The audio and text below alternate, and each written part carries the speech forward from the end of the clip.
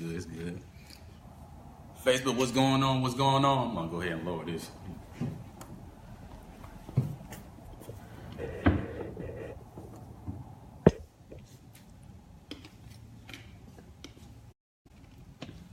Hey, good afternoon. Well, actually, good evening, everybody. Yeah, it's better. Yeah.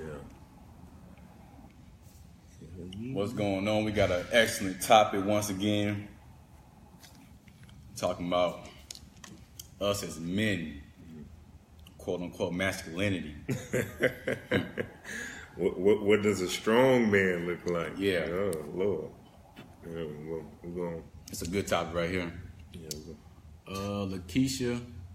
I hope I'm getting my name wrong. Let me scoot up. I ain't got my glasses on. Lashika. Excuse me, I get your name wrong. Stephanie, what's going on?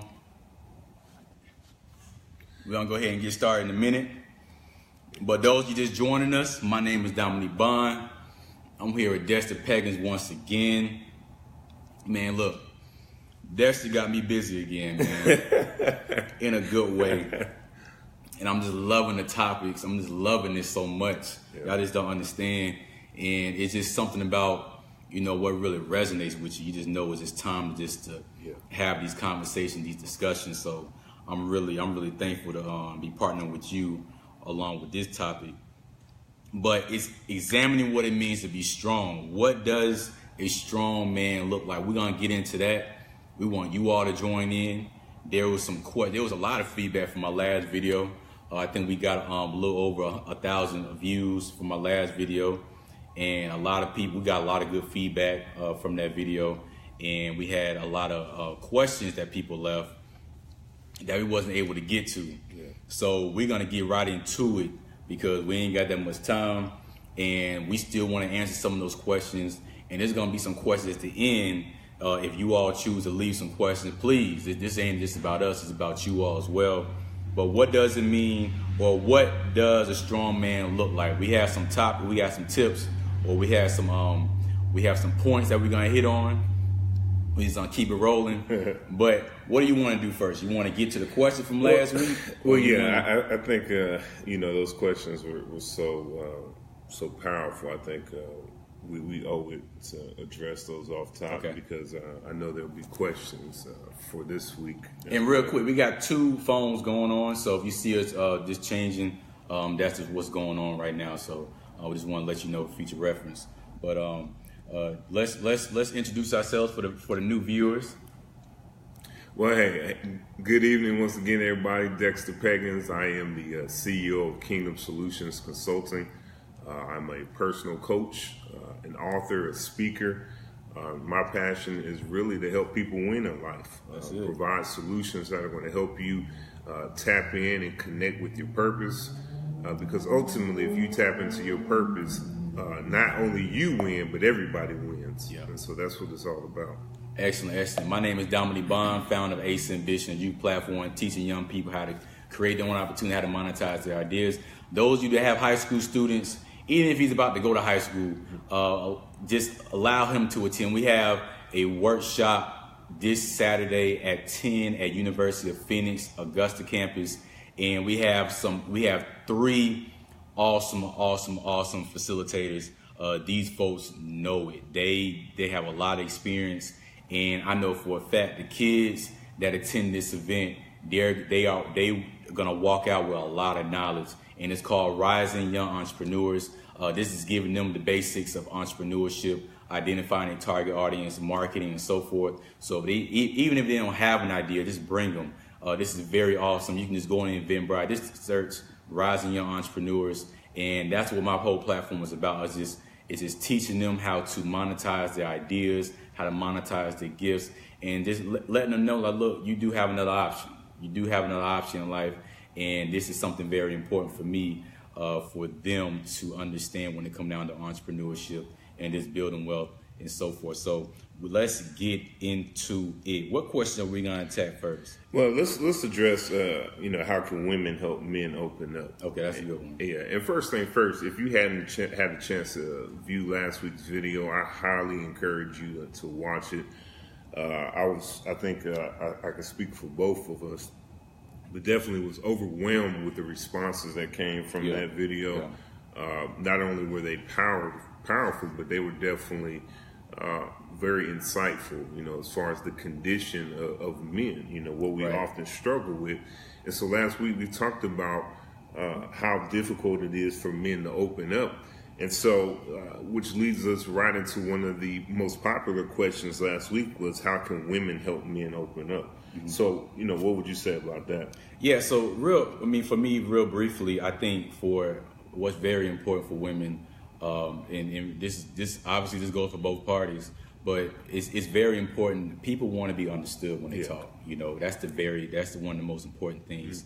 I think when you express that you understand what someone is saying, you're putting value into their words. So a lot of people, they tend to shut down, or they tend not to share what's on their mind and open up and what we call be vulnerable, because they just simply feel like, this person's not going to listen to me. This person's not going to take what I say serious, and they're just not going to put any value on my words. So why should I open up? What's the point? I'm just going to be wasting my time. So I always tell people, and this is something I learned in undergrad, this in social work, when you're working with a client, you don't say exactly what they said, but you just briefly summarize what they said, and that just shows that not that you're just listening, but you're just showing that you have understanding. And even if I do that and I get it wrong, now that's letting me know that or letting whatever the case may be, that there's a misunderstanding and I probably need some more clarification. So I think listen to understand, like I always say, not to react or respond. Listen to understand, not to react. And I think that's going to really help him open up and really express what's really on his mind, how he feels. Definitely. And I would also say, adding to that, you want to encourage him. I mean, as simple and obvious as that sounds, one thing about a lot of men, and I don't want to paint a broad brush and say that this is everybody, but a lot of men don't know how to open up. Essentially, that's what we've been talking about. And so you're talking about, let's say you're dealing with a 30-year-old man. Pretty much he probably shut down that opening up factor or mechanism in the beginning. 20 plus years ago. And so it's hard for him to dialogue from a feeling aspect with his woman. Yeah. And so, the irony is that a lot of women, from day one, they've always been able to kind of articulate themselves from a feeling perspective. And so you're well versed at it and he's struggling. And what ends up happening is that you feel this frustration because you can't convey how you really feel. And so encouraging the man to say, hey, I'm with you, I want to understand you, and I'm not going to put parameters on how you verbalize your feelings, I think you'll find that incredibly beneficial. Excuse me. Right. And I agree, because, and a lot of women, they automatically have this expectation that he should know how to do this. Yeah. And since we don't meet that expectation, it don't work too well. And then it goes downhill because, as we talked about last week, the easiest emotion for men is frustration and anger. And so when you feel misunderstood, you are defensively and instinctively go to anger because you don't feel understood, and then you're getting tripped up on your words. And so therefore you revert back to what you know. Yeah, or just shutting out. Shutting out. There's a next question. I'm going to allow you just to attack this one, man. Somebody expressed that, my husband or my significant other can open up to my children, but when it come down to opening up to me, it's a totally different story. Ooh. Well, yeah, okay, I saw that question. I also saw a question that said that the person's father wasn't able to articulate to them, but could do it to their grandchildren. Yeah. And I think what that sounded like was a generational disconnect. I would like to believe that in that instance, the person probably spent some time maybe assessing themselves and discovering their ability to open up. But the irony is that sometimes the people who are closest to you, you don't want them to see you struggling. You don't want to be vulnerable in front of them because you've already created this image where if I expose something that compromises that image, I won't be able to rebuild it. And so I spent this whole time creating this persona in front of you, and for me to express my emotions now devalues that persona. And so ultimately, we are in a house around people who we should be able to open up with, but sadly we can't. And so in that instance, maybe reaching out to the grandchildren was an acknowledgement of maybe a failure in that area, and maybe a hope to kind of speed that generation up and say, hey, you know what, I missed it, but you don't have to. Right. And a big thing is what you just addressed is really just their full understanding of masculinity. Yeah. You know, I probably, because of my view of masculinity, I'm probably not going to look weak or soft to my kids, but I may look, because of my view of masculinity, I may look soft or weak to my significant other, whatever the case may be. The next question was really good. Yeah. And she asks, how long does it take for a man to open up? Obviously, it varies on each man, but it really just varies upon, what we've been always expressing. Was he taught how to do that? Yeah. Was he shown, and was he around that? What's his view of masculinity? Does he think being vulnerable is being soft? And does he feel comfortable around you? So, like we say in the beginning, are you encouraging that? Are you asking those questions and really leading him on to say, I really want to see, how you feel about X, Y, and Z. What's your thought process on this? And everyone is going to be different. Yeah. It's all about who you're dealing with and how you respond to that person. And it's very, very important to take time out in the beginning to really understand who you're facing. Because if you have an understanding like, okay, this person is probably going to be a little hard, or it's probably going to be a little more work for this person to open up, I think then your response to that is going to be different. I think it's very important for you to understand that so you can really be careful with your response. And I say that because if you automatically have that expectation that he should already know how, you're going to express that frustration like he's been saying. And then that frustration is going to it's going to backfire, and he may not want to open up and so forth. So I really think it's very important to understand who's that person in front of you. Does that person really have an understanding? Does that person feel like, it's soft of me to open up and so forth? And then that's going to really help you understand how you need to respond to that. And I want to say this. I've been with my wife for going on 12 years. I am really coming to the place now where I can really open up with her. There were times in my marriage when I was trying to open up, it wasn't so much that I was upset with her. It was the fact that I was upset about the fact that I didn't know how to be open with the person that I should be open with. It was frustrating to recognize that there was a communication breakdown. And as a man, I'm inherently wanting to always be able to fix things. And so I was upset at myself that I couldn't communicate what was going on in me. Mm-hmm. And so it would cause me to shut down. And so as far as the timetable, what I would say is that it's not so much the timetable, it's the process and the systems that you have in place that's going to help you expedite the process of being able to open up.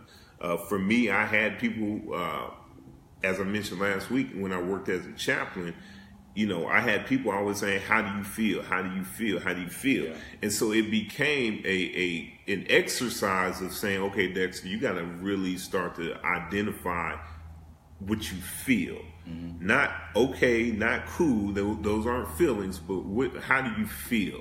And then I tell you the awesome thing about it is that if you can pinpoint a feeling, you can start to trace the root of a lot of the issues that you're dealing with. Yeah. And so and you can experience some tremendous healing in your life, And so once again, it's not so much the time. Remember, it's the process and the systems that you have in place that will encourage that open line of communication. And you know what, man? It creates so much understanding, man, when you're able to, and you feel like it's okay to really express those emotions, because what we're feeling inside, we don't actually project all the time. You know what I'm saying? So we have our own way of showing anger. We may display anger, but inside we may be sad. You know, we may display that frustration, but deep down inside, we can be feeling something totally different. But when we're able to express that brings so much understanding,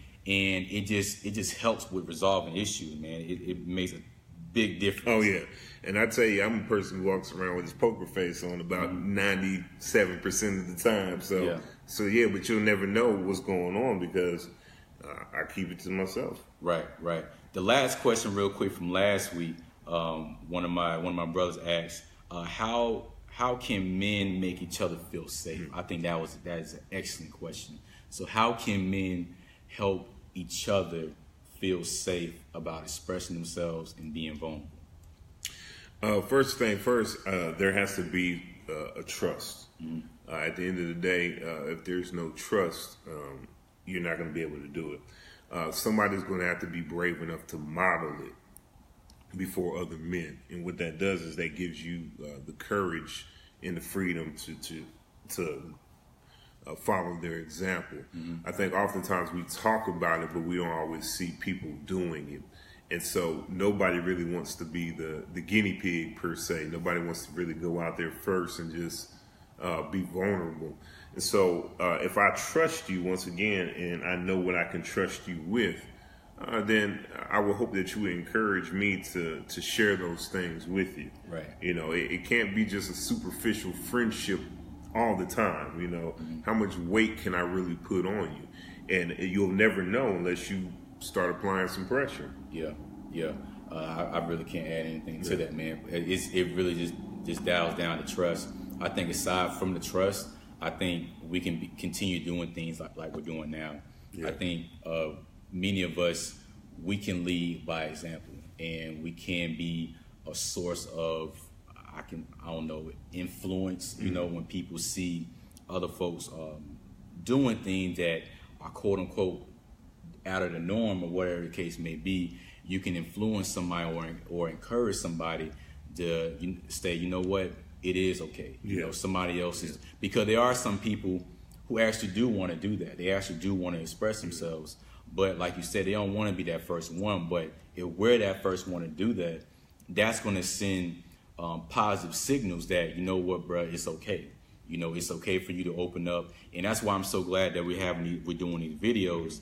And it's just from both parties. It's good for the men and for the women to hear this as well. But it's just to promote that this is an important conversation. This is an important discussion. And the more and more we do that, that's going to influence somebody else to do that. Definitely. I don't care if another group say, you know what, I want to go ahead and take what they're doing. You know what I'm saying? As long as their heart and their intentions are in the right place, by all means do it, because we encourage them to say, you know what, we want to have this discussion too. We want to bring on other people to have this discussion. And that's gonna be a chain effect, and a ripple effect for other folks and for other guys to start having these conversations and so forth. Yeah, and we talked about this, away from the camera, but we believe this to very much so be a God move, Most definitely. And one of the things that has been really resonating with me is there's a certain scripture, I believe it's in Malachi, and it says that the hearts of the fathers will be turned to the sons, and the hearts of the sons will be turned back to the Father. And so that heart speaks of a conscious awareness, the emotional capacity to be there. What's up, Carolyn? And so, but what it also says is that, apart from that connection, it said that there will be a curse. And so essentially, if you really think about how deep that is, our inability to be emotionally present for our sons, we're setting them up to be cursed. That's it. Because now you have these grown men who are essentially, they're like robots. We're robots. You know, we know anger, but we're going through life. We're angry. Somebody mentioned last week about the health, the negative health, ramifications, about being stressed and all of that. Right. Because we don't know how to let go of what we're feeling. Mm-hmm. And so that in and of itself is a curse. And so think about it, so men are going to have to be the ones who pull men back. We have to close the loop. Yeah. And so, I'm encouraged, whether it's us or whoever it is, if we're having a discussion, and not only the discussion, but men are starting to open up and become, and we're going to talk about it here shortly. Mm-hmm. But ultimately, if we can find some balance, I think we'll definitely benefit tremendously, mm-hmm. not only as men but as a society. Yeah. And once again, if you are just joining with us, we're talking about what does a strong man look like. We're examining what it means to be strong as a man. If you're just joining in with us, please share the video. We want people to see this. If you know somebody who needs to be viewing the video, please invite them to the video. Do that. Please share. Please like. Give us some feedback. If you have any questions, please drop it down in the comment section, and we'll go ahead and get to it. We don't have that much time, but we're going to get to some important points on what does it mean to be strong as a man. What does a strong man look like, and so forth. You want me to start off with the first point? Man, go ahead. All right. So when I looked at this topic, and he gave some great topics. And this is our second topic that we've been going on. And if you haven't already, please review or please look at our last video, which is on my page, on my timeline. But the first thing that came to mind was perseverance. And we understand what the word means, but sometimes I like to just go back and look at the definition, you know. And basically what it means is to step up despite how difficult the situation is. So no matter how difficult the situation is or the task is, you're still stepping up to it. You're still facing to it. I think that's so important because, when I work with the young men, I have these discussions with them because I remember back in school, man, everybody, not everybody, but a lot of guys, because we have this view of what it means to be tough, we end up changing our walk, we change our talk, we changed, our whole persona and just how we just how we act. We try to change our personality, and we know what it is. It's the defensive mechanism. It's a wall, it's a barrier, and it is in many cases hiding something. But I always told them that that's not what it means to be tough. I say the guys who look the toughest, just look how they respond when things get rough. Look how they respond when things really get tough, when there's a challenge. And I used to really view, it used to be very strange to me because I didn't have much of an understanding, but I knew it wasn't right. When I seen guys just change up their walk, just the things that didn't even matter. And I realized that that did not matter, but I also watched how they responded to challenges, how they responded when it was just a simple test that was just difficult, how they responded when we lost a football game, how they responded when things just got rough, how they responded when somebody said something about them. And I seen how weak that moment was. I seen how soft that moment was, how weak that moment was. And I think what's very, very important for the young guys to understand is tough to me, what it means to be strong is just not giving up. No matter how bad or how strong the challenge is, it's just not giving up. And no matter how difficult the situation is, you're still facing it. There's a lot of frustrated women and there's a lot of frustrated men who they're just frustrated because the guy that they relied on, they couldn't rely on. Oh, man. You know what I'm saying? Because of this happened, they ran. Because this happened, they shut down because this happened. You know what they froze up, and that states a lot about a guy. You know what I'm saying? So for me, my first point is not giving up. And that P word, perseverance, is just madly important. Yeah, man, that's good. You know, you actually stole one of my points. I know, man. But it's all good, man. I had to get it. I would say also something that's incredibly important, and I said it, you know, as we transition, but balance. And so I'm not just talking about being balanced, you know, physically. We're talking about being balanced spiritually, emotionally, in your relationships, because even in the example that you gave, you said when you fail to exercise persistence, what happens is people develop a level of dependency on you. Mm-hmm. And then if you're out the picture, what ends up happening is that you not only failed yourself, but you failed them.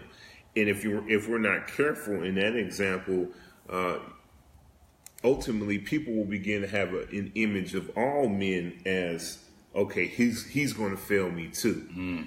They start to look for that pattern in the next person, and then ultimately what you have the inability to trust a whole, you know, gender. You know what I'm saying? A whole gender. I don't know if that's what it said, but you know, right. Ultimately you just distrust men. Period. You know what I'm saying? And it's almost like you like a self-fulfilling prophecy. You manifest that behavior in the next person, and like, see, I told you they were going to do this. Yeah. You know, I can't trust them. And so the reality is that as a man, I believe that balance is the key.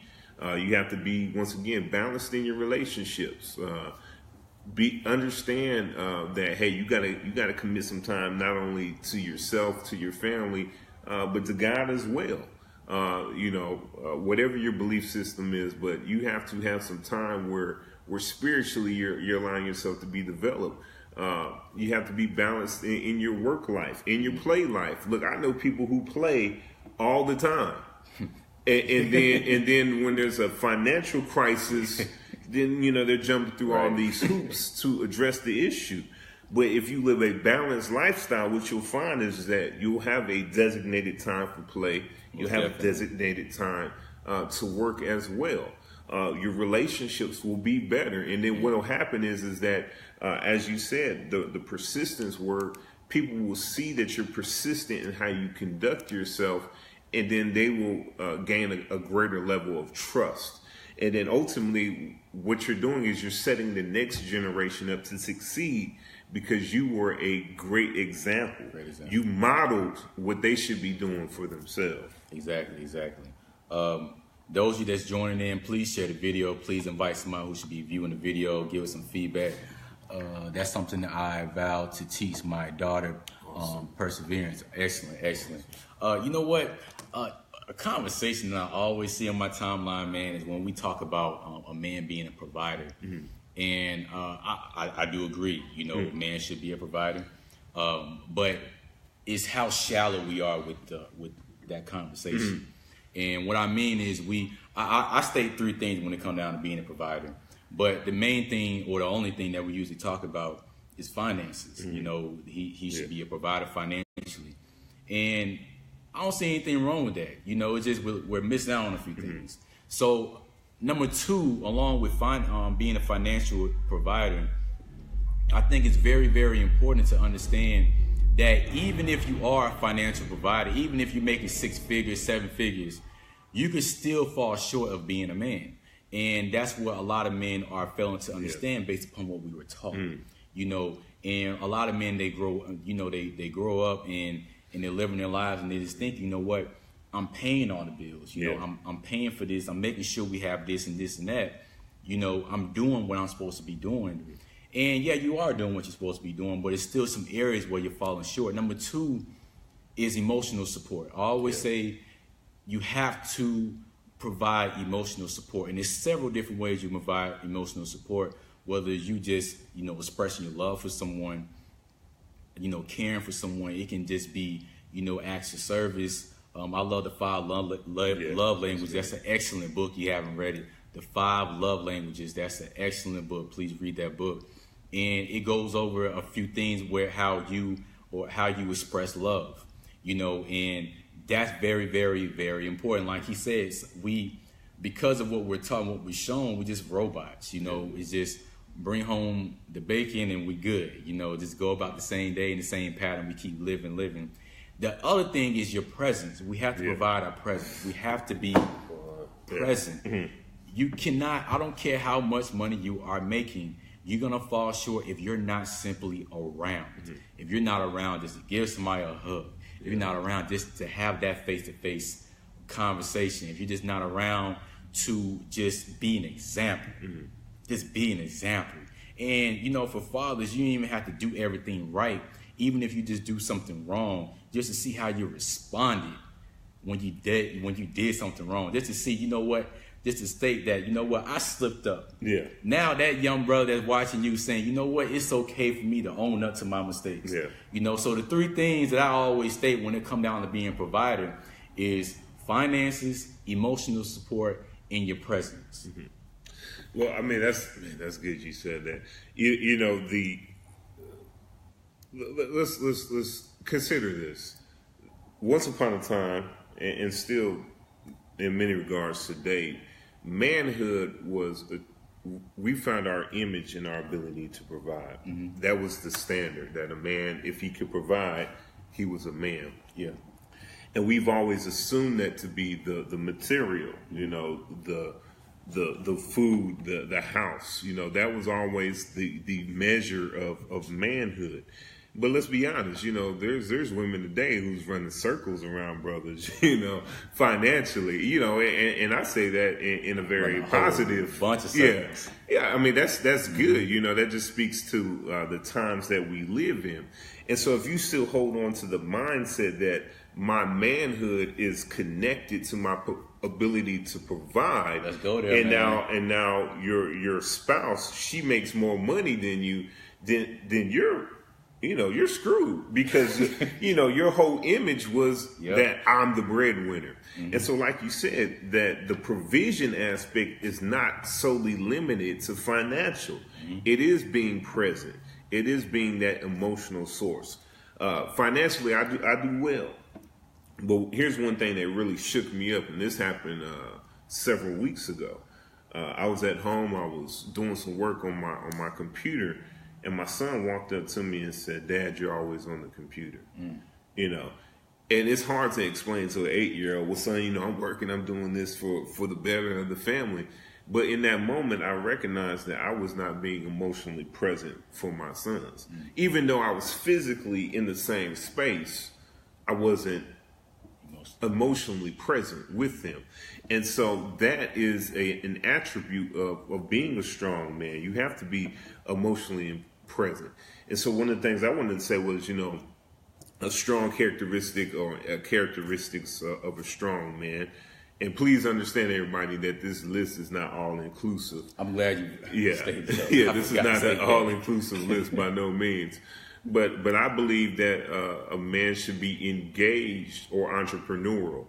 And when I mean engaged, I'm not talking about preparing to be married. I'm speaking specifically about connecting with his work and with his purpose, and being able to articulate what it is that he's supposed to be doing. Because at the end of the day, you can work and have a good job, but what will end up happening is that if you're just going to that place of employment strictly for the finances, you're going to be angry because you're not connecting with a purpose. You're just going through the motions, and what's going to happen is that life is going to be happening around you as opposed to you happening to life. And so I believe that as we connect with our passion and our purpose, once again, we become an example to other men of what it looks like to be engaged with what you're supposed to be doing. Because a lot of our issues as men, once again, it goes back to our ability to provide. But once again, we don't always feel fulfilled even in our work. Yeah. And I don't feel like enough of us talk about the fact that, I'm not satisfied in life. And that's a purpose issue. That's not an employment issue. Yeah. That's a what am I here for issue. And so as you get connected to what you're supposed to do, I believe that really speaks to the strength of men. That's good, man. That's good. Lauren said integrity. Yes, ma'am. That's that word right there. Terrell, the measure of a man isn't how he can stand, it's how often he can kneel down. See, Terrell always getting on here preaching, man. Man, you just about to start something, man. We ain't even gonna go there, man. That statement alone is good enough, man. Those you just joining in, please share. What's up, Patrice? Please share. Please invite. Please join in on the conversation. It's not just about us. It's about you all as well. Please join in. Please share. If you know somebody who needs to be watching, and please invite them. What's up, Akeem? I got to get with you soon, bro. All right. The next thing, and I'm really big on, is being solution-oriented or being a problem solver. Yes. So I briefly touched on this last week. And I'm not gonna spend too much time on it because I know some people are gonna have some questions. But I think it's very, very important as a man, when we're talking about being strong, is being a problem solver. So I always ask, how do you respond when there's a problem? How do you respond when there's conflict? And I always tell people it's very, very important when you're getting to know someone how they respond to conflict. I always tell that's one of my pet peeves. Understand how they handle conflict, because that's something that's going to always happen. That's something that's going to happen. There's going to be some conflict. But when there is a conflict, when there is something that's just out of whack, off balance, and so forth, how do they respond? Do they maintain their composure? Do they get angry? Do they get sad? Do they shut down? Because it's very, very hard to build an empire with that person. Yeah. When that person is always knocking something down when there's a problem, when that person is always creating another problem when there's a problem, when that person doesn't have the patience when there is a problem, and when that person just doesn't take time out to just simply pause for a minute and just analyze what's really going on right now. How am I feeling? What is the problem? Why is it a problem? And this is what you were saying in the beginning. This is a process. What I'm just describing is a process. Do they have a process of solving a problem? Is that person reliable when there is a problem, or every time there is a problem, that's the last person you want to go to? So is that person solution oriented? Is that person, does that person practice patience when there is a problem and so forth, or when there is a conflict? And do they maintain their composure? How do they respond when there's something not going to their desire? How did that person respond when something is not going to where they want it to go, and something is not meeting their expectations? I think it's very, very important for that person to be a problem solver, because that person is going to take time out to understand, okay, what is required for me to get to the next level. Yeah. I would also add to that another big characteristic I believe is to be accountable. You want to be accountable not only to the people, but those things that have really been entrusted to your responsibility. Somebody has to take ownership of it. And so we have to say, you know what, I missed the mark on this one. I own that, because ultimately there's people looking up to you. Right. And there's somebody saying, I'm dependent upon you. And so be accountable to the people who are depending upon you, to the systems or the organizations, your job. Once again, it's okay to take ownership of your stuff. Yeah.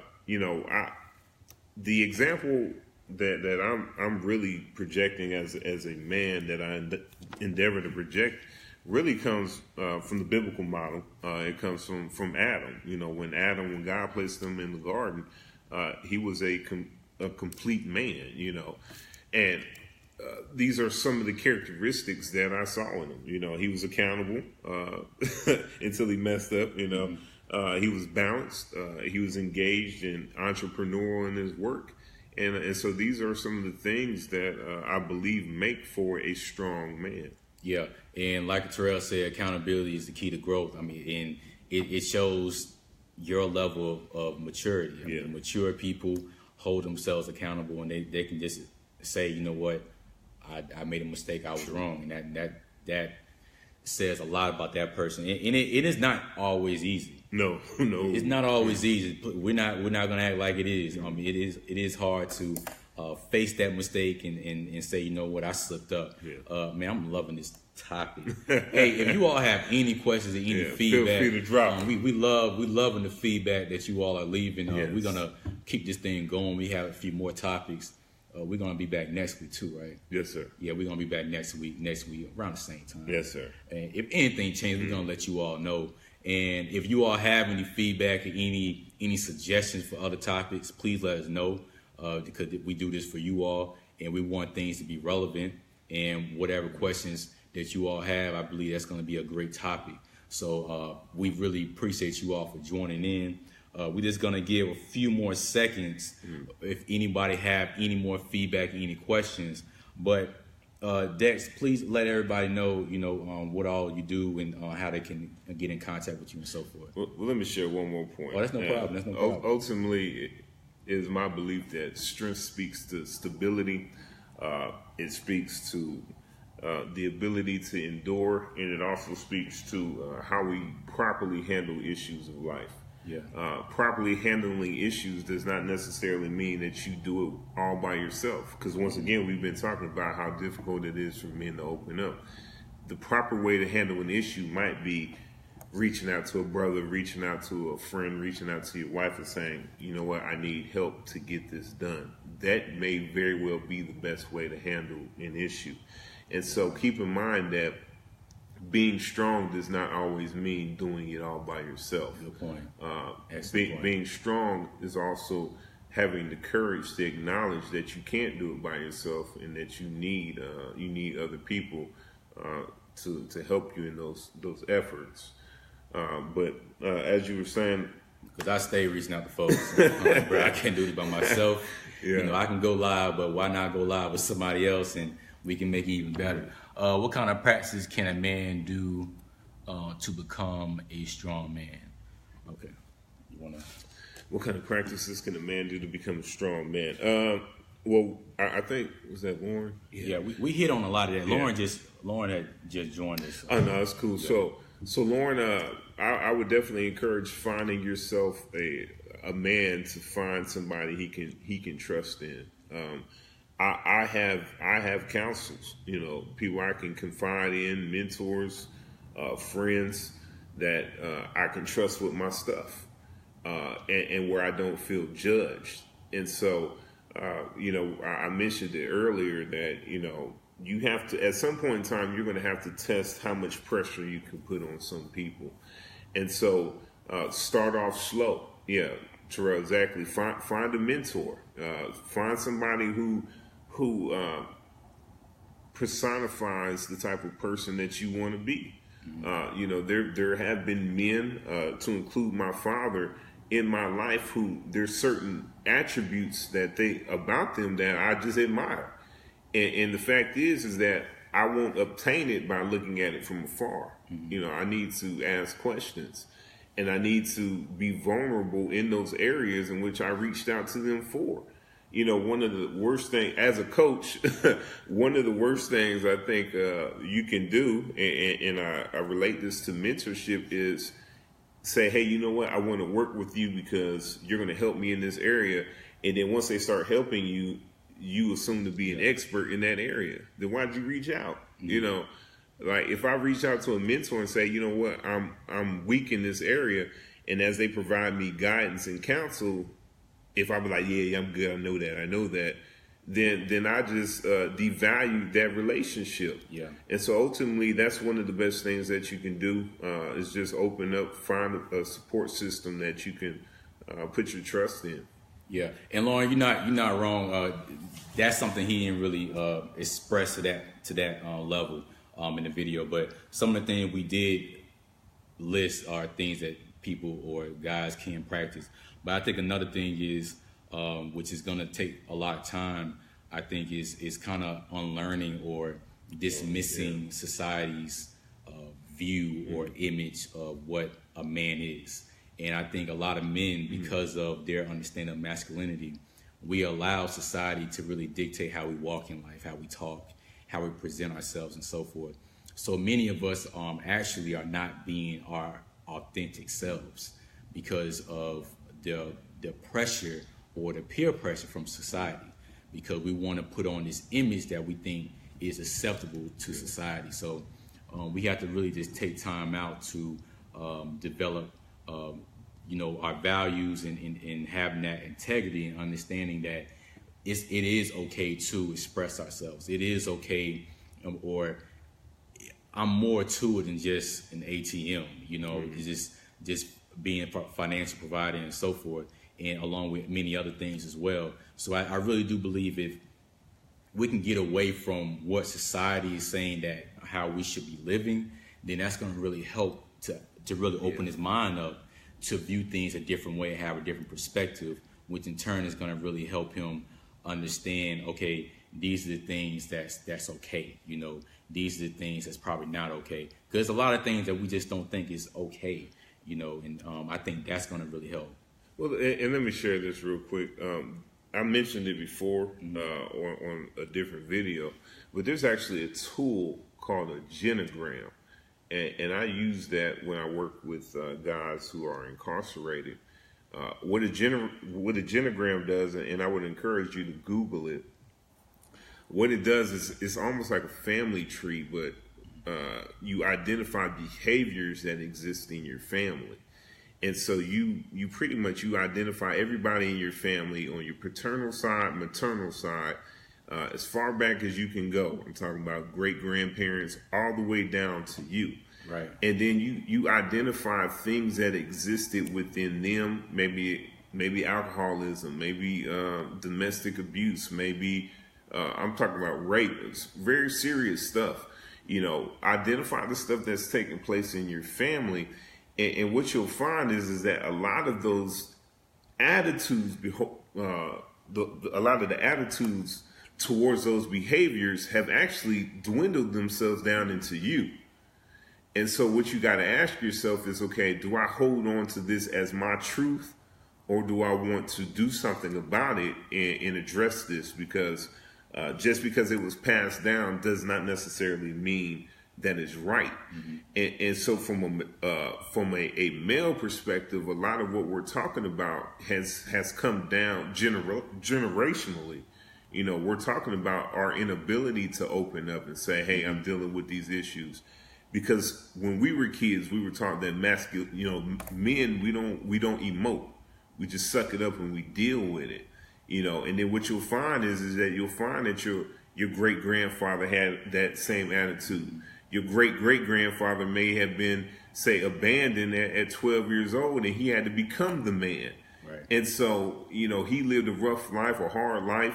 And so those attitudes find themselves in you, and that becomes your perception of manhood. Right. Let's go. Just fool the highlighter. Have the ability to self-assess. That's very important. Yeah. Are there any other questions before we wrap things up? Any other questions? What's up, Brittany? Well, we really got into this one. Oh, we did, man. Y'all always doing that to us, man. Y'all always making us go there. Well, there's no other questions, no other comments. Once again, we really appreciate you all for joining us. We really enjoyed this. We're gonna be back next week. Yes, sir. And we're gonna present the topic sometime next few days or whatever the case may be, and let you all understand. What's the site called? I'll follow up in the comment section for you, Lauren. Awesome.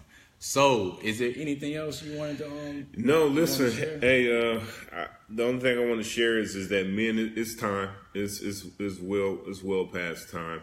We don't have to go through this cycle anymore of just enduring for the sake of enduring, because ultimately what we're endeavoring to do is we want to create a legacy of strong men. Right. And so once we start to challenge the attitude towards what we believe strength to be, I believe we'll start to see balanced young men. Most definitely. We'll start to really reach out to these young men out here in society who a lot of people are giving up on, they'll want to emulate our model because we're doing it correctly, Right. and we're doing it in a transparent manner, and we're being vulnerable because ultimately a lot of times we wear these masks that, as you mentioned, society has told us that we have to wear. Yeah. And so what you find is you find men who aren't really themselves. They're just a carbon copy of what the world says they're supposed to be, and that's most unfortunate. And so I believe that in these conversations and in conversations that are taking place, we'll start to address that issue. Most definitely. I know for a fact we're gonna make a lot of progress. We just want to build men up, and we really believe that these videos are gonna encourage some people. These videos are gonna really spark something else for other people to start doing, and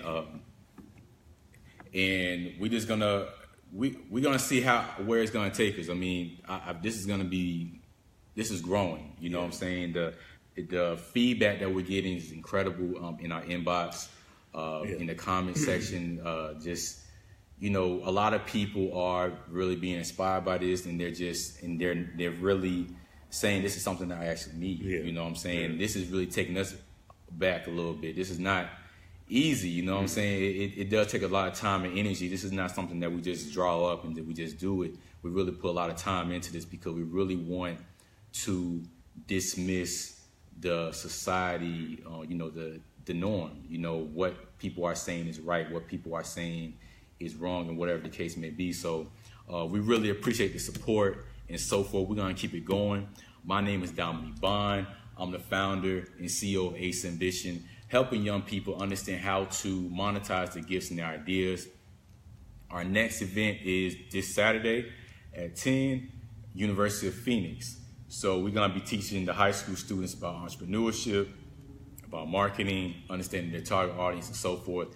My goal is to really get these high school students, I don't care if it's 40 people up in there, I don't care if it's 5 people up in there, I really want them to understand the basics of entrepreneurship before they graduate. I think that's so important because a lot of students are graduating and they get into school and they're like, you know what, I want to pursue this, but I don't know where to start. And I really believe that's unacceptable. I really do believe you should at least have the basic knowledge to understand where to start, to know where to start. And with this event, I really believe we're going to accomplish that. So, Dex, you want to just tell one more time? Once again, hey, thank you all. Dexter Peggins, CEO of Kingdom Solutions Consulting, helping people address the what-ifs of life, overcome difficult situations by connecting with purpose, because I believe if you connect with your purpose, we all win. If you wouldn't mind, visit Amazon, purchase my latest copy of my newest book, Perspective. Purchase my brother Dominique's was the vision. Executing your vision. Executing your vision. And so I know that both of those books are chocked with wisdom and some great insight to help you win in life. So thank you all for joining us. Thank you.